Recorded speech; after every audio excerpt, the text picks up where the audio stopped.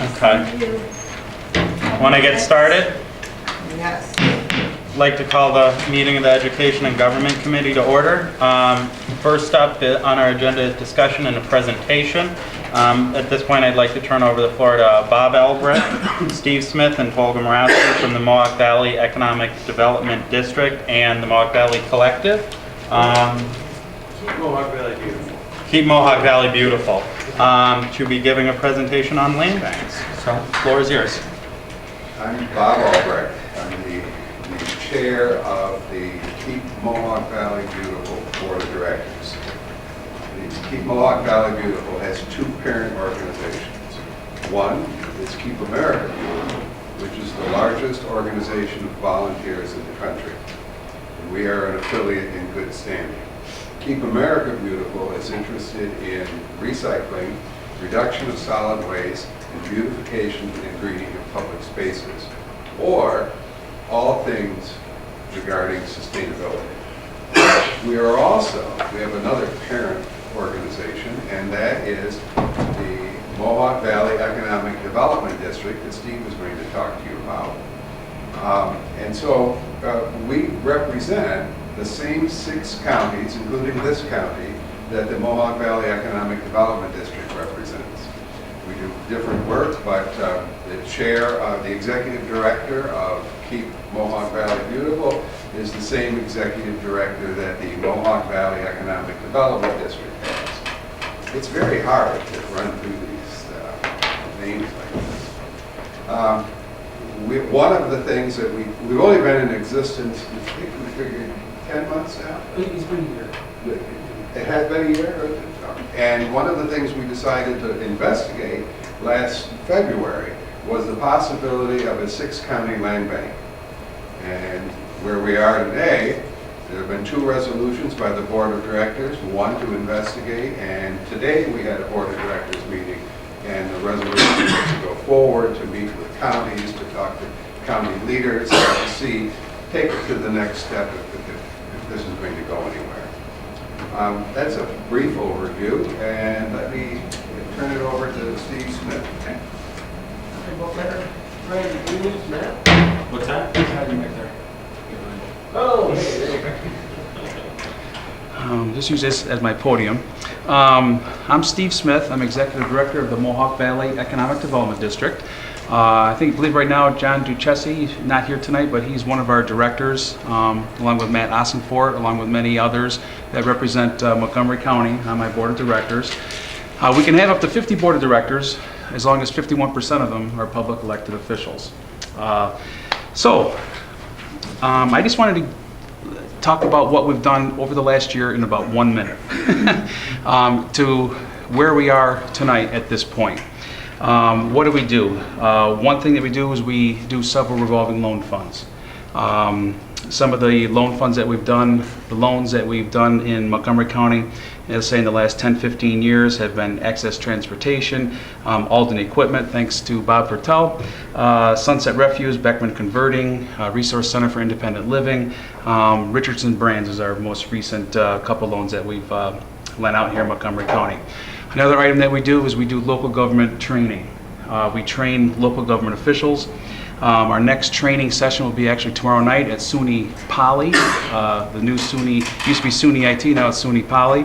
And it's going to be about the formation and functionality of a fire district. Should you or should you not consolidate all of your different fire departments? Another thing we do, our major thing, is that we provide grant funding through the Economic Development Administration under the U.S. Department of Commerce. The last 2 EDA grants that were for Montgomery County was the Glen Canal View Industrial Park back in '96. We did $1.3 million, and the most recent one was the Florida Business Park, came through our office at $1.663 million. So we can do public works projects, industrial parks, infrastructure, water, sewer, those kinds of public works type of projects through EDA, through our office. Another thing we do is we provide grant seminars, quarterly grant seminars.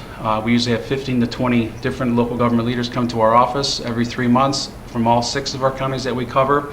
And we go over all the different types of grant funding. Besides our own, we also do USDA, RBAG, the entire CFA process, and we help local government people get a better handle on what the grant situation is out there.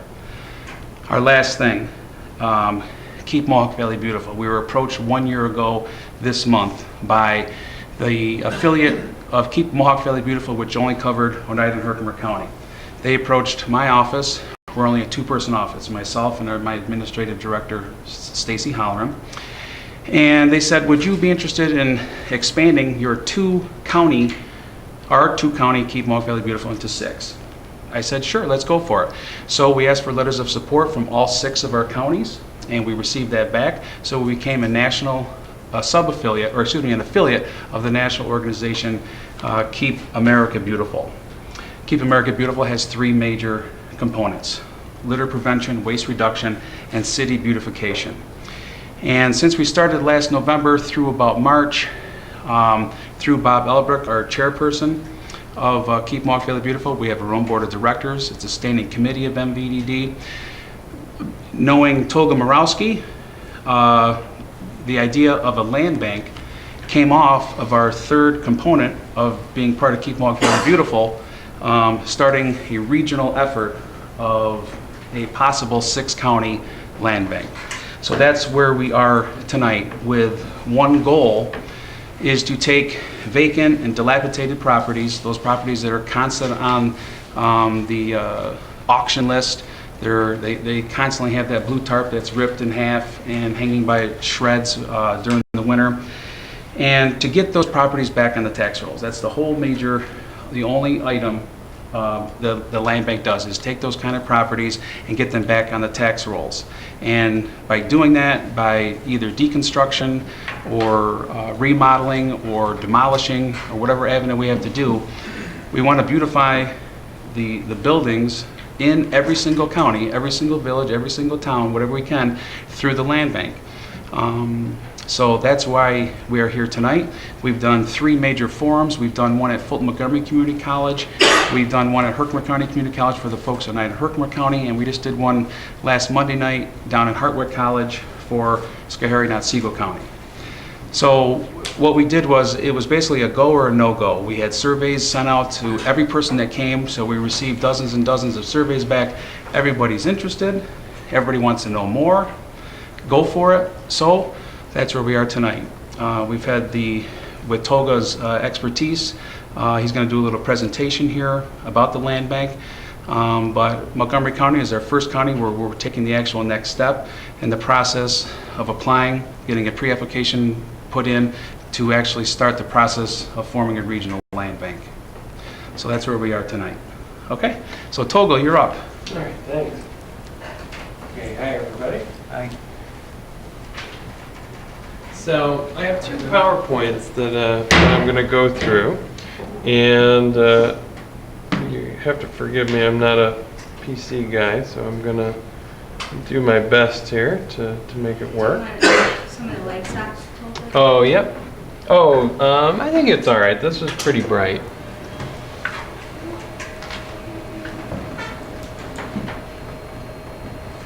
So, I'm gonna give you, maybe if we can do one of the banks, maybe that would help a little. And, okay, yeah, it's coming up. So, I think it's gonna get brighter once it warms up. But, and what I did is Terry and Bob were at our presentation at Oneonta last week, and Matt had seen an earlier version of it in May. So I'm gonna kind of keep it a little more brief and go through some of these a little quickly, just so you can get a sense of it. But I think we've all, yeah, I think we've all seen some buildings like this before in our communities. Would everybody agree? Yes? Okay. So that's kind of what the type of thing we want to deal with. One of the culprits. Steve already went through this stuff. So I'm gonna go through this pretty quick. But if anybody has any questions, just holler, and I can revisit them. If you can't, hold them to the end. But if something's a stumper, let me know. So what is a land bank? Okay, so what we have is the idea of a land bank is to take a neighborhood or area or a set of buildings that is not producing tax revenue and is basically a blight on the community, like an eyesore or safety issue or whatever, and turn them around so that they can be productive again and start bringing in taxes again. And what you'll see here on the upper picture, it doesn't look so good on the bottom picture. We have some infill housing on the left, some things like that where it's been improved. That's the same picture, Tony? Same street. Same street, Yeah, right? yeah, and see on the left. Let's see, before and after? Yeah, before and after. Top is before and then after. Yep, yeah. So then coming here, we see some technical terms. We have a land bank in New York there's a quasi-public organization that it's a combination of governmental and also nonprofit. So it's a little bit of both, but it has some special powers that are kind of between the two and above and beyond what your usual tax foreclosing entity will have. So the legislation establishes that framework, and then you can you apply and kind of configure it to what your needs are. Whether it be a city or a group of cities or a county, etc. So, so here's a list of the current land banks in New York, and I think there's 11 right now. But they originally were going to have 10, and now they've expanded that to 20. So there's 20 spots. Now some of these statistics are in that blue booklet that I just that we handed out, the land bank guide, and I will tell you this is an excellent resource. This is from the Land Bank Association of New York and has a lot of great statistics. Now, if you look at that number of units in New York State that are currently unoccupied, it's a big number. And 34% of that is constructed before 1940. Now, if you think about that, what does that entail? That entails lead, that entails asbestos, safety issues, could be rotten wood, whatever. But that's a lot of buildings. So the question is, why have a land bank? So the idea is that on the left we have an unsightly neighborhood, and then on the right you can take it into something that's more vibrant, more active, and that's bringing in tax revenue on a regular basis. Some other examples, which would you rather live on? A street with some activity, some well-maintained buildings, etc. So some of the issues related to it is you have to make sure that you also have strong zoning and responsible ownership so that you can keep up that once you get the houses back. But the idea is to reduce blight, make stronger commercial districts, and also stabilize your taxes. So every year you don't have this variable of how many foreclosures, how many buildings are we going to have without the taxes paid, etc.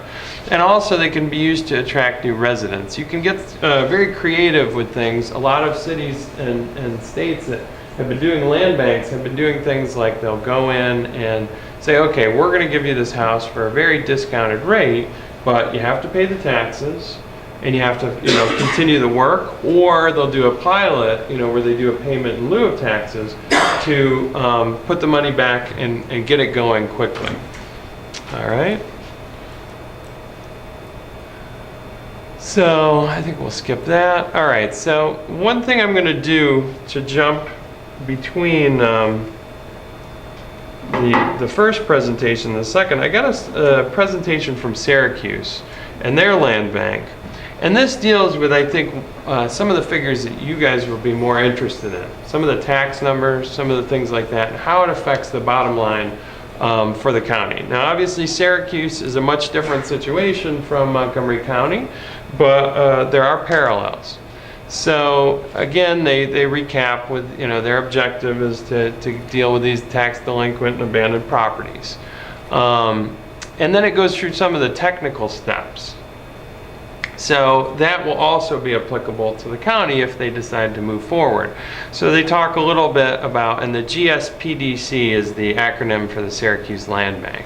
But they say, okay, first thing, we're going to have to modify our foreclosure policy to feed buildings into the land bank. And as an aside, what happens when you have a land bank is they take those buildings and instead of saying, okay, we're going to put them up for auction, we're going to put them into this land bank. And then the land bank becomes the owner.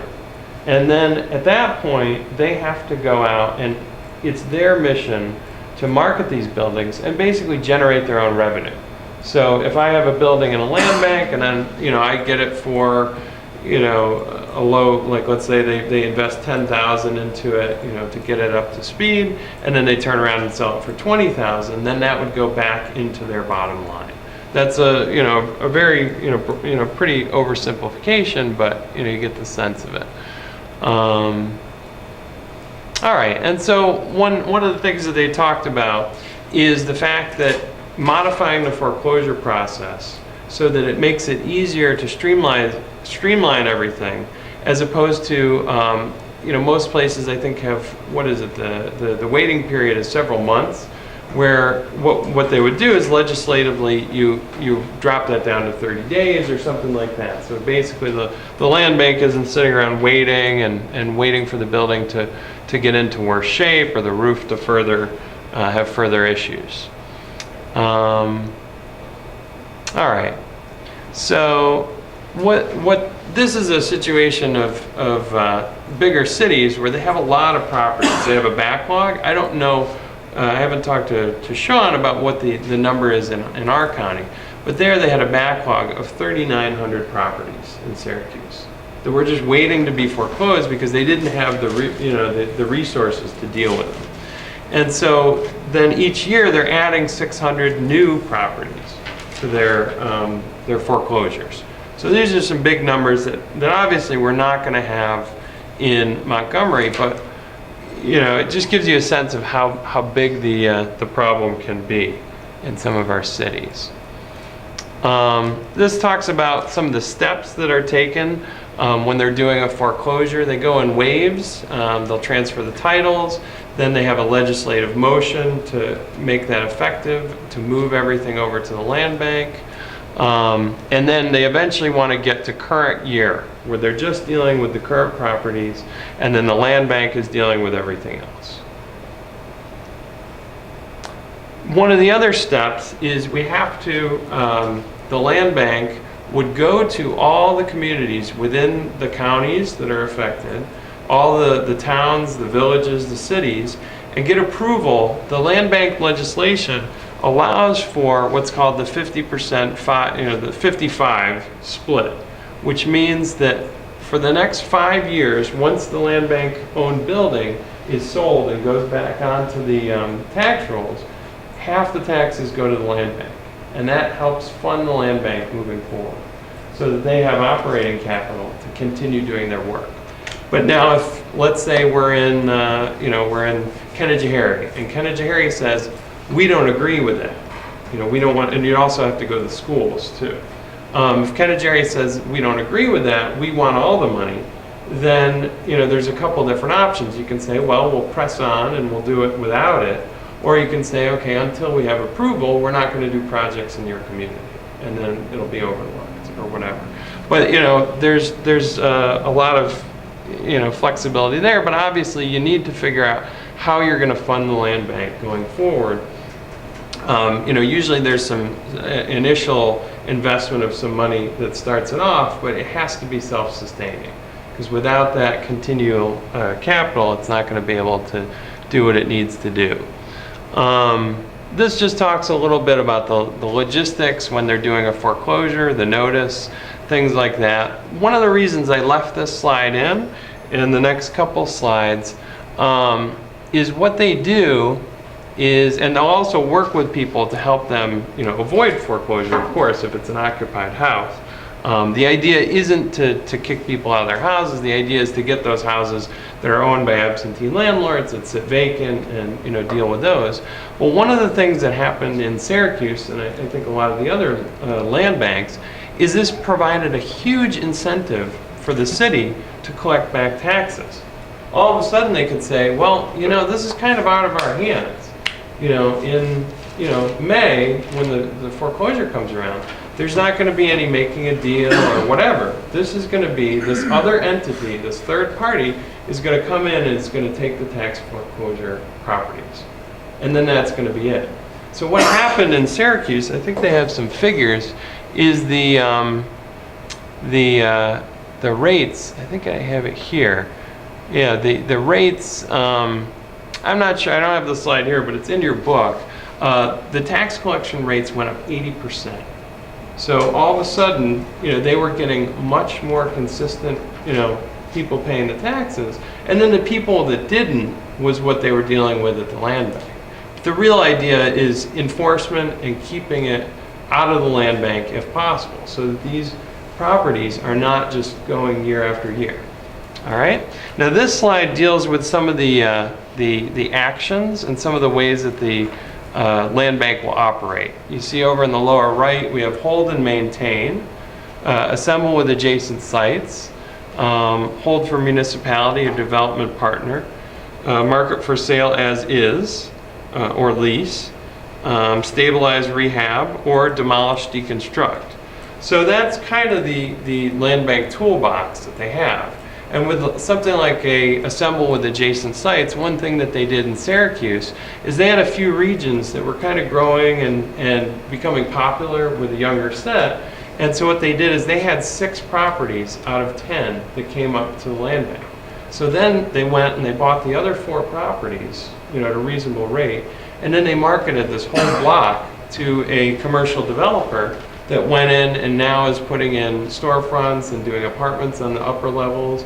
And so it allows you to kind of do some different things, you know, kind of gives you some new options so that you're not just dealing with one house and a Swiss cheese kind of layout in a block.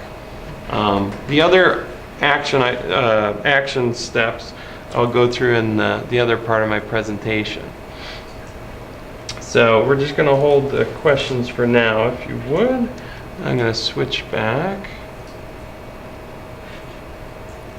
So close that. So going back here.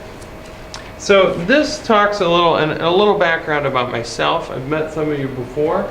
But what I am, how I came to this is I know Bob through an organization he's in, Main Street First in Little Falls. And they do a lot of cleanups and things like that down there and do a lot of good in their community. And in Fort Plain and Canajoharie, I'm part of a group called the Mohawk Valley Collective. It was formerly Historic Fort Plain. And so we're trying to do some of the same things. Take some of these old buildings, historic buildings, and keep them from getting demolished. So it kind of was a roundabout thing. I met Bob, and then he was like, oh, I'm working on this thing, Keep Mohawk Valley Beautiful. And we're trying to look at the bigger picture. So I have been working on, you know, with Mohawk Valley Collective, a few projects. And on the left, except for the lower right-hand corner, those are 3 of our projects that we're working on. And many of which I think you're all familiar with, especially the West Hill School. But so, you know, once we started talking, then we heard about the land bank, you know, the developments in the state level. And so we decided to kind of look into it further. So what I realized is what we were doing at the Mohawk Valley Collective is already much like a land bank. And so that kind of fueled our interest and said, you know, so I said, how can we figure out more? And in doing the projects we're doing, I think it's a good example, you know, kind of a primer on land banks. So I'm just going to run through quickly some of our projects that we've done so far, and since starting in, I think, July 2011. So it's been about 3 years. So this church, I don't know how many of you are familiar with it, but it's in Fort Plain. It's a pretty prominent building, and it was up for tax auction in 2011, in May. And it sold for $508. the back taxes currently owed at that point were over $12,000 owed to Montgomery County. And Montgomery County, as you know, when a municipality doesn't get their tax money, Montgomery County makes them whole. So Montgomery was out $12,000 for this building. Okay, and they sold it for $508. Okay, just think about that for a moment. Now, 3 months after it was sold for $508, I bought that building for $30,000. Now, how much of that do you think Montgomery County saw? I think it was $300 for the filing fee, and that was it. So to me as a taxpayer, that just seemed like, that was my first real experience of, wow, something is wrong at the county level. We need to do something differently.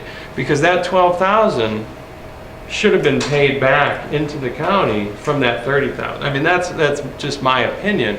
But and meanwhile, we have an assessed value of $6,700 or $67,000. So then the question is why is the county selling something that's worth $67,000,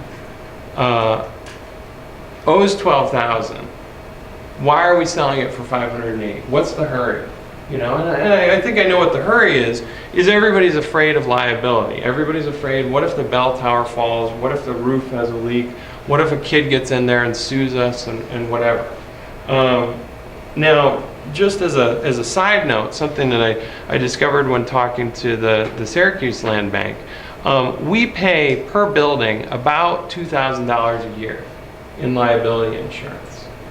And so that's one thing that the county doesn't want to deal with. They don't want to pay liability insurance. Well, the land bank, the consortium of New York State land banks, has organized together and buys insurance together so that they can get the same amount of coverage I have in that building for $2,000, they can get it for $100 a year. Because they have the volume, you have the 3,900 buildings in Syracuse and all that. So I think that's also a game changer because, we're not just concerned about, getting these buildings and dealing with the taxes. It's also a liability issue that we all have to be aware of and address. And those volume costs, and that's a huge reason to look into this alone. So now, if we go down to the condition, this is how we got the building. When we walked in, we had a huge hole in the floor. We had hundreds of pigeons. We had 16 inches of pigeon droppings and feathers and whatever. We had other dead animals. We had collapsing floors, as you see in the lower left, burst pipes, insulation everywhere. It was a mess. But the building wasn't falling down, and that was one of the reasons the county, stated. Everybody stated, "Oh my gosh, this building is going to be in the ground in a week. Somebody's got to deal with it." But the first thing we did is we got a structural engineer in to come look at the building and tell us what the condition was. And he said, in 100 years, if nothing happens, this building will still be here and it'll be, still straight. None of the issues were critical. So that's the first step in the land bank when you're dealing with a property. Come in, assess the building. Professionals, somebody will look at it, figure out what is the real cost to deal with this building. Okay? So then we look at this building. This is from the spring. And I put, through the efforts of a small group of people with limited resources, this is a rehab. Okay, so that's one of those actions that we saw before in the lower right.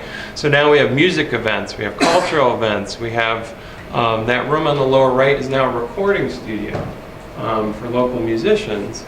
And it took about $50,000 in capital from grants, from donations, all kinds of sources, and then over 2,000 volunteer hours. So what this shows is in many of these land banks, like the Syracuse Land Bank is 3 people. It's Caitlin Wright, who's the director, an administrative assistant, and a buildings expert that goes around and checks the buildings. But then they subcontract out to contractors. They work with nonprofits that, like Home Headquarters was one of the ones mentioned in the Syracuse one, that they take people, especially,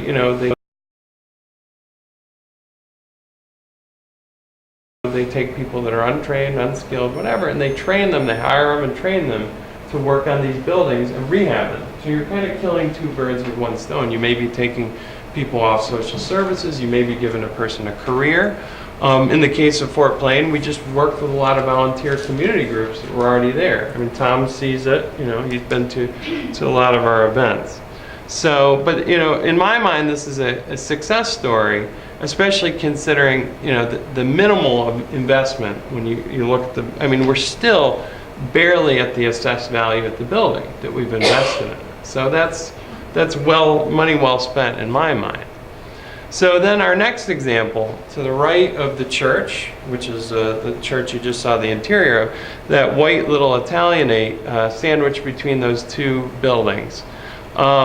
It had not yet gone up for tax sale in 2012, but the landlord had walked away from it, the owner, because it had a big hole in the back of the roof. The floors were all rotten. He had sold it to somebody. They fell through the floor the first time they walked in. I think I have a picture of that. It was still assessed at $45,000, but we were able to purchase it for $1,000. So, if you look on the lower right picture, you see that black hole near the cabinets. That's where the buyer fell through the floor when he went in. He put his arms out to stop himself. But on the left, you can see there were fence posts holding up the joists in the basement. You know, we also had some broom posts, broom handles, things like that. The stairs to the basement were collapsing, black mold everywhere, filled with garbage, yada yada yada. You know, you get the idea. But it was in rough shape. But this building had been bought. This guy had bought it in '86, I think, '85, '86.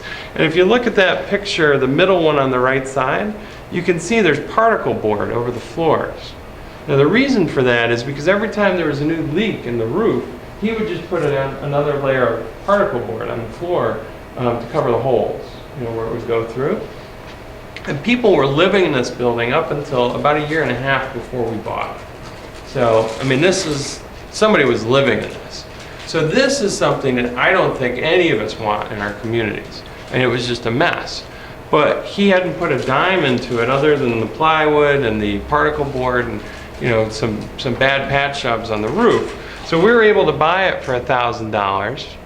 And then we did what was called a deconstruction, also, you know, demolition, but the type was a deconstruction, where we basically took the building apart piece by piece and then sold all the pieces. So what you see here is all the limestone from the foundation. We had about 110,000 pounds, 55 tons of limestone. The walls were 4 feet thick and 6 feet tall. As of right now, we've sold about 80% of that for $300 a pallet. That alone paid for almost half the demolition cost. But if you look at someplace else, I mean, some of you, I know Tom will remember, but Railroad Street in Fort Plain, a few years ago, we tore down the county, I think, or the village tore that down. The 9-unit? Yeah, yep. And I think it was, I don't know, 30,000, 40,000. Oh, I thought it was higher. Yeah, it was a big number. But what we ended up doing is with this, we had 750 paid hours, 7,500 in salvage. Actually, now these numbers are old. We're up to about 15,000 in salvage and 8,000 in capital. We're at break even. I'm actually 8,000 up on this demolition. Okay? Now you saw those pictures. I'll take you back to that. Now, if somebody told you when you walked into this house, you could not only demolish it, but you could pay for it, have $8,000 left over, 5 was owed on the taxes, at the end of it, you'd probably all think I was crazy, right? You know, just you know, something to think about. So then I went in and I put in a new slide. If you look at the left, and while I'm here, I have to say Paul Claiborne, Tom, and also the DPW, Cheryl, I don't know, over there with the town of Minden. They all helped us with this project, and this is also the idea of land banks, is we have all these resources. We have a town that has town trucks that aren't always working. We have Paul here that sometimes, one of the things we did is we had this big hole in the basement. Well, I was like, okay, we need to get dirt, and we need to get it soon. So, you know, I'm calling around, it's gonna be $3,000-$4,000 worth of soil to put in this hole, and I'm trying to make it work, you know, with the numbers. So then Tom stops by, he's like, hey, why don't you give Paul a call? He's doing ditching, it's spring, maybe they can just dump it in there. I call him up, he said, wow, that would be awesome, because we're driving halfway down to Amsterdam to dump it. We can just dump it, we'll come and dump everything we have from that end, down in the basement. Boom, zero cost, we're helping them, they're helping us. You know, so this is working together, this is consolidating of services, whatever you want to call it. But this is how we can make this stuff work without having some huge extra cost, you know, working smarter. So on the left, you see it as it is now. We just planted on the right side of the lot some arborvitae last week. And we have a rendering down there of what we're going to be, what we're going to have when we finish. So we're hoping to have that done in the by midsummer next year. We just got a $10,000 grant, which Cheryl helped us get from the Dominion Foundation. We have another $5,000 grant that we applied for that we are hopeful for. So with those grants, then you know we should be able to complete the park and then have this added resource in the community. So this is this shows you, okay, we can take a junk building. We're not putting a parking lot in. We're using it, you know, to make something that betters the community, improves the street, and gets everybody, you know, kind of jazzed, you know. So next, Tolga, yeah, can I just sure, make a comment yeah, about that project before Yeah. we move on? Tolga mentioned earlier about the $508 sale price at auction.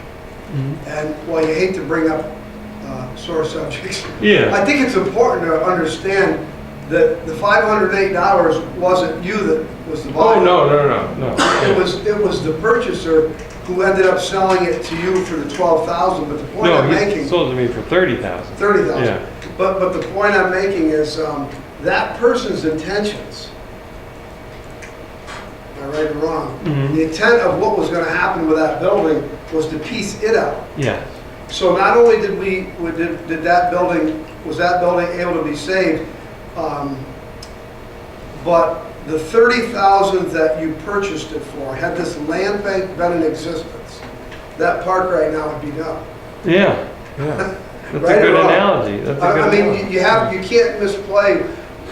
The big part of this is what happens to these when they go to tax auction. Mhm. And I think that's the point I'm trying to make. Who gets these properties? You just, And who gets the revenue? You know where this guy lived that owned this building? He lived in Hudson, New York. did that, He comes up once a year, Kevin Kellogg. the Masonic Temple, did that happen to that prior to the guys that have it now? Oh. They kind of stripped their, Colorado, Yeah, yeah, did somebody they- from Colorado. I mean, the Masonic building was another one up the street. They Yeah. just gutted it, right? Yeah. Basically gutted it. Yeah, but so you have somebody downstate, he told me on the phone when we're trying to get a closing, he said, I usually only come up once a year. So, you know, I don't like to make a whole lot, and this is coming from Hudson, and I'm trying to buy the building and get the liability out from them. So, you know, a lot of these people are absentee landlords. One other thing I'll add, and again, I don't want to, you know, I don't want to get into like who did this or Yeah. whatever. But one thing I will say is the municipality, the village, didn't want us to tear this building down. They actively tried to stop us from tearing this building down because, and this isn't the town of Minden, this is the village of Fort Plain, because they told me that they were getting $695 a year in re-levy from the county. And they said, no, we absolutely do not, we will not support it and we will do whatever we can to stop you, which they did, for $695 a year. Meanwhile, now they're gonna get this park essentially for free, but, you know, that's the mindset that we deal with in some communities. Yeah. Question. Yeah, If you go back to the church. Sure. So you paid 30,000 for it, and then you put 50,000 in, so Yeah. you're 80,000, and it's Yeah. only worth 67 now. well, but I mean, a lot of that is, you know, there's also things that can be taken out, like sound equipment and chairs and things like that. I mean, you know. Who pays the taxes on that now? Well, we're a nonprofit. We're a 501c3. So there's No taxes paid. no It's taxes. the same thing with that park, there won't be any. Well, but you know, I mean, I don't want to get into the whole tax issue because I'm using these as examples for the land bank. Yeah. So our nonprofit just happens to be doing some of the same things, but, I'm just using them to kind of compare. So on the land bank, then they would be paying taxes, is that what you're saying? The land bank would not be, the idea of the land bank is to sell the houses out. So instead of the land bank would not be using the church for a community center. Oh, I see. The land bank would spin it out, and then whoever is buying it would have a tax payment or a pilot or whatever. Gotcha. Thank you. Yeah, you're welcome. Okay, so, sorry. So now, back to the West Hill School. Now, is everybody here familiar with the West Hill School? Has everybody seen it? No? Well, it's a prominent building in Canajoharie. And through a couple different real estate deals and then the crash of 2008, it ended up like that. Somebody, previous to our ownership had gone through and picked out everything in that building. The windows, the woodwork, the ceilings, all of it. So if you get inside that building, it is a shell, empty shell. But it's assessed at $167. The last tax auction that I think it was on 2012. The high bid was $89.50. Now some of the numbers, I don't know. I think most of you probably know John McClone. Familiar with him? He's on the IDA board for the county and stuff like that. John did a lot of work with us, working on our business plan and the plan for this building. The lowest numbers he came up with for a full rehab of this building are $1 to $3 million. And that's, $1 million is definitely on the low side because of the amount of work it needs. Now that's not to say that it's not a worthwhile project. But the question is can most people, now what do you think the guy that bought this building for $89.50 was going to do with it if the rehab costs are $1 million? Sell the limestone. Yes, he was planning to deconstruct the building and sell limestone. It actually happened to be the same guy that had bid and won on the church. So he was upping the ante.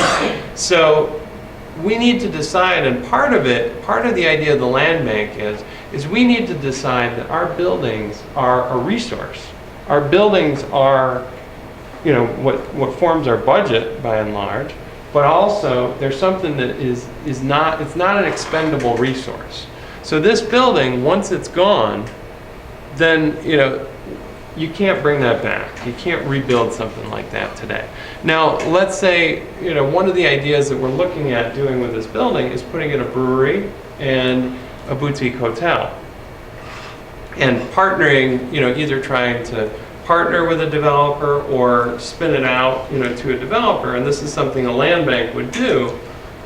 Put it back on the tax rolls, get sales tax coming in, get bed tax coming in, bring people to the area, night and day. You're thinking of selling stone or, creating an engine for growth in Canajoharie where they really need it, where there's a dearth of that. So when we got it, these are just some exterior shots. There were actually 3 other buildings on the site that had been demolished by the previous owner and then just left.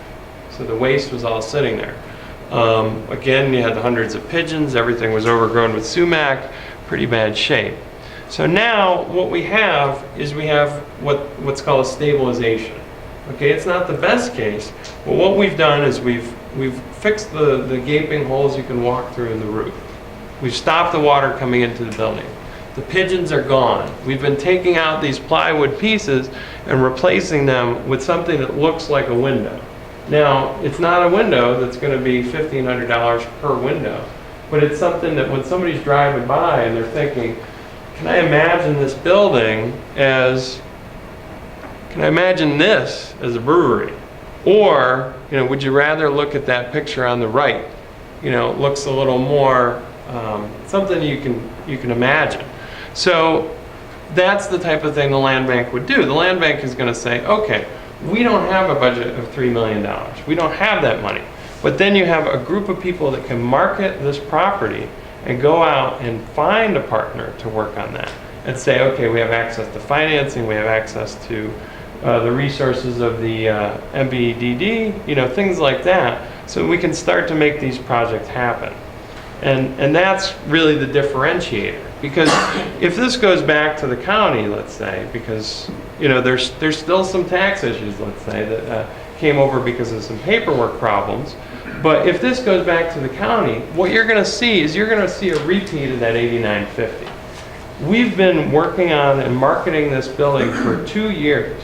We've met with, you know, probably 15 or 20 different people. There's a lot of quacks out there. There's a lot of, what do they call them, $50,000 millionaires. There's a lot of people that want to make this into their private house, but, you know, they can't even get, you know, a credit card. So some of these things take time. And the ability of the land bank to generate revenue where it can say, okay, this project, this house only needs a minimal amount of work. We can repaint it, you know, do some basics, sell that, get that going, get the tax revenue back in. And then we can kind of hedge on this a little to try and get that going, find the right person, because that's very important.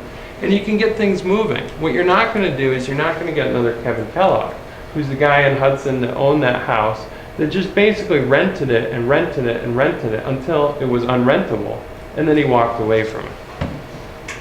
I don't have very much more. This is my kind of alternative. This is, I think, what's wrong, represents what's wrong with the current structure. This is the Webster Wagner House in Palatine Bridge.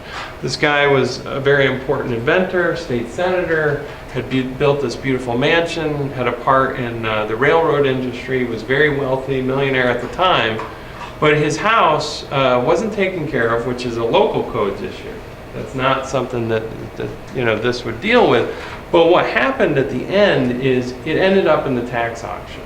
And I think, I don't know the numbers, but I think it was sold for $3,500. And then that was somebody in Phoenix, Arizona, bought it on the internet. $3,500. Saw it, was like, oh my gosh, there's got to be something worth money in that.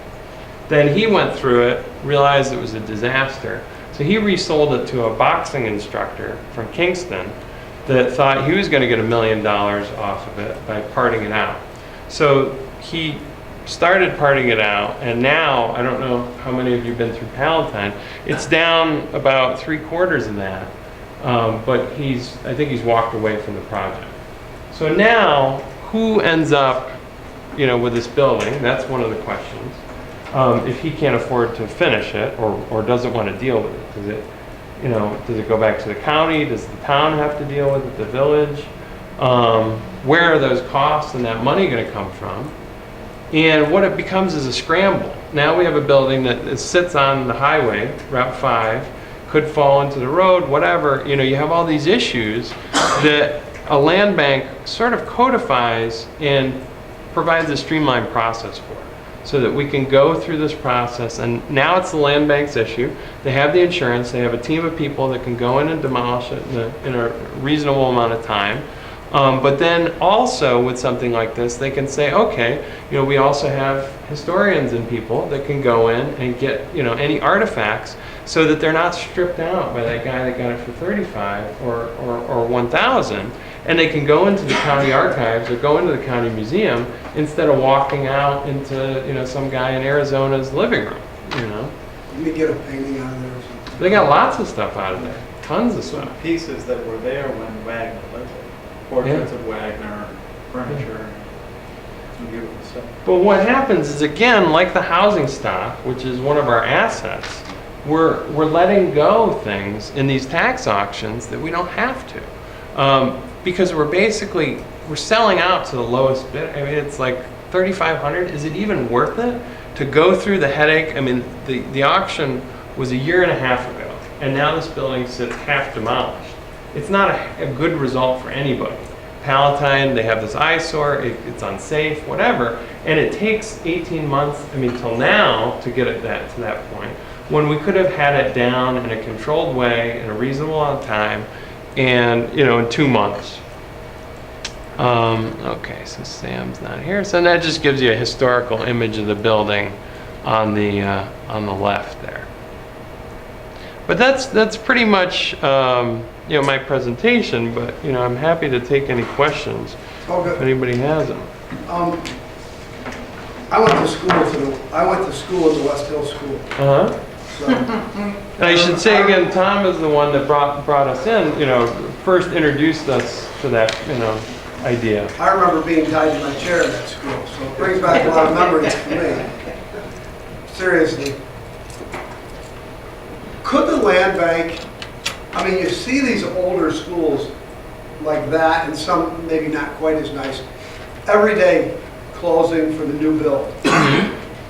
That school was occupied not all that long ago. Yeah, Maybe 10 years ago? 2002 was the last All class. right, 2002. At some point, if the school district knew, hey, we're getting out of this because we got the new school that we just built, a land bank at that point could have went in and said, Yes, look, before it gets too bad. yeah, Or that Universalist Church, the historic Fort Plain, that wasn't open all that long ago. They were the senior center. yeah. I mean, it really could have been. Aside from taking a tax foreclosure process, through that process, they can also accept donations. So, or somebody can get to the point where they say, okay, my family, the elder has passed away and we don't want the house anymore. We don't know what to do with it. We don't want the tax liability.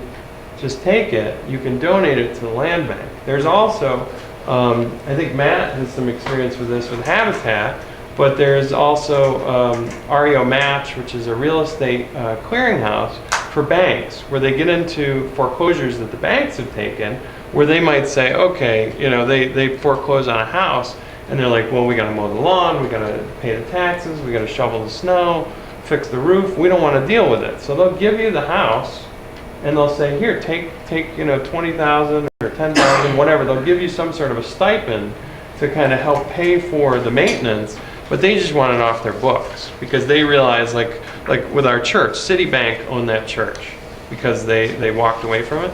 They had $500,000 mortgaged against that church, which was assessed at $6,700 or $67,000. So they just said, we don't want to deal with it. So there are other ways to get the buildings into the land. Look at, you brought up a good point with the churches, like Catholic Church, and you have St. Peter's and Paul near the West Hill School. Yeah. Luckily, somebody that cared about it got a hold of it. Mhm. But that could have been a situation where if we knew that the church were going down that avenue, we could have went and made some sort of a deal with them. Yeah, before the roof goes, before the roof heat has goes, been before- turned off and the Yeah, 'cause water a lot of what you're damage. doing at the West Hill Yeah. School now was all preventable, and you could have used all that money for. Yeah, Well, I mean, there's examples in every single community. I mean, we've had buildings in Fultonville that have gone through owner after owner every year that it's possible to go for tax foreclosure. Mhm. We had one that there was a fire in, and the property owner, an absentee landlord, went in and put a new roof on because that's what he had to do to get the insurance money, and he was gone. mm-hmm, And I think things like the Webster Wagner House and these horror stories really highlight the huge problem with our current foreclosure process of just turning it back over to landlords that do not have any vested interest in the community or vested interest in getting that building, that property back up to what it should be, and then bringing in taxes. yeah. Then we end up with vacant lots that are not bringing in any revenue. Yeah, and we don't need any more parking lots. That's another possibility is adjoining lots where you can kind of sell them to the neighbor and get them to take them on. But, that book goes into a lot more detail. Definitely take a look through it. And also, one other thing I will add is that, in cases like this, with the West Hill School, I remember when Tom first brought me and Mary Avery and a few other people through it, one of the things is these can be some contentious decisions dealing with these. Tom might think, okay, this is something we got to save. Somebody else might say, the hell with it. We got to get that stone sold and get the money, what we can, and not worry about the liability. The beauty of the land bank is it takes some of that headache and some of that contentiousness out of the room, because then you say, okay, we're going to pass it on to the land bank. They have a process where they evaluate the buildings and they go through it. They have a board that's usually made up of a lot of the members of the elected officials. And then it's going through a process. So it's not like, oh, well, I know so-and-so and he knows so-and-so and, that type of thing. So, So, could I jump in? sure. I'm sorry. Oh. Go ahead, ask me a question. That's okay, I'll remember. So go ahead. One of the questions, the city of Amsterdam has a lot of dilapidated buildings, but we also have some things that we want to preserve. There's a house that was in the land bank, which I've been a huge supporter of it, so I'm very excited that it's coming to the county now. When I wanted to participate, I was told I really wasn't, there wasn't room for me. So when I saw all of the different volunteers, and I've heard of you with the church from the local media, so I'm so glad for your presentation. With this collaboration, how can people in the community volunteer and be participatory if they want to? Yeah. Well, every land bank has a different structure, a different set of guidelines, and I know Bob has a lot of experience there, but they're all different. So you can kind of customize. I mean, one of the things that we talked about last time was volunteers. We use a huge amount of volunteer labor in our projects, and we also do a lot of job training. But there is a lot of risk. Somebody could get hurt, but we do get insurance. But that's one of those things you have to weigh. Okay, if we get insurance on the demolition project, that's going to be another cost that we're dealing with. So, there's always a weighing of these things, and you can deal with it on a project basis too. You can say this project is going to be a bulldozer coming in, there's nothing worth salvaging, it's a 60s, tract home, and it's just going to go in the landfill or whatever. We try to avoid that if possible, because part of, I think part of the idea is kind of saving those costs and salvaging that. But, it does happen. But there's every type of, that's the, it's not a one-size-fits-all solution. There's a lot of different ways that it can address a situation, especially in this area where we have so many of these historic buildings. Is there ever a collaboration between the different land bank organizations? Yeah, they actually, Caitlin, who's the head of the Syracuse Land Bank, she's also the chair of, there's a New York Land Bank Association. They're the ones who put that booklet together. And so they've done other things. They've collectively retained counsel. They have a legal counsel for the whole organization so that they can also maximize their dollar there. So they're not spending each of them going out and getting a lawyer half-time or whatever. So, I think that they do a lot of stuff like that to help with costs. Thank Yeah. you. Yeah. First of all, your questions and comments are very interesting to me tonight because it sounds as if you get it. You really understand the strength of a possible land bank. What a land bank finally does that most tax foreclosing authorities do not do is that they manage the property. Really what a county or a city is trying to do is just get rid of the property. And hopefully it's successful because someone buys it and invests in it and knows what they're doing and they have the resources to bring it back. Hopefully. But we also know that in many, many cases, I wish I had the statistics, sooner or later that blue tarp goes up on the roof. And it's all downhill. All you need is rain, water getting into the house, and the next thing you know, it's gone almost overnight. So the land bank has an interest in managing all pieces of this transition for this property that really county governments and city governments just aren't equipped to do. We think, a couple other things, we think that the scale of a 6-county land bank would allow us to do things such as deconstruction, where we could bring in a deconstruction firm, maybe one that trains local individuals, and they could move through the 6 counties and taking care of a number of properties all in one sweep. And you know that any business person would like that economy of scale. So that's a strength that we think that we have. The other thing that has happened with the land bank is this, all states do not have enabling legislation for land banks. New York State does. And you can see it's been a very popular thing because, and they send money. So when they when they approve a land bank, state money comes to that land bank. Now, it doesn't just come from the state. There has to be some buy-in from the county and the other tax foreclosing authorities in the area. So this is a joint project, and it isn't free. But money comes from the state, and it's a significant amount of money. So these are some of the things that interest us about this.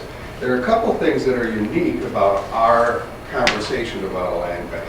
And number one, it does cover 6 counties.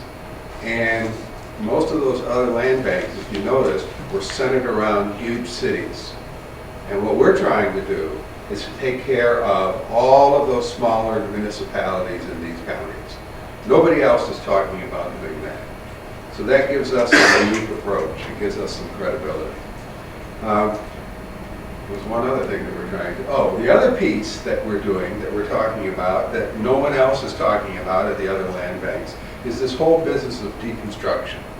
I watched a house at the end of my street. The guy came in with a bulldozer, went away in a truck, and it was gone, and now there is a parking lot there. But we're talking about developing a whole new entrepreneurial effort where you hire individuals, you train individuals, and they take away the building piece by piece. In Albany County, if you're going to bring down a building, there is a requirement, I don't remember what the percentage is, it might be 60